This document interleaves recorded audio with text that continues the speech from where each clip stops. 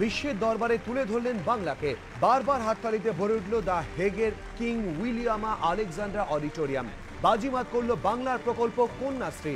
এই দিনের অনুষ্ঠানে দফায় দফায় বক্তব্য রাখেন মমতা বন্দ্যোপাধ্যায়। বলেন কিভাবে তাঁর সরকার মানুষের কাছে পৌঁছেছে। I think public service is a service for all. And public means people, government of the people, by the people, for the people. I came from India and West Bengal, 100 million people we belongs to. But public service means continuous monitoring and the regular service for the people.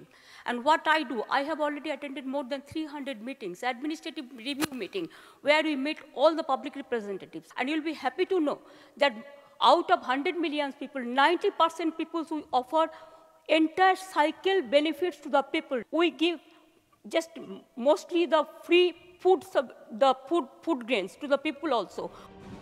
মুখ্যমন্ত্রী বলেন জনপরিষেবা দেওয়ার পাশাপাশি স্বচ্ছ প্রশাসন উপহার দিতে হবে, গুরুত্ব দিতে হবে মানুষের কণ্ঠস্বরকে। Main challenge to understand the problems of the people.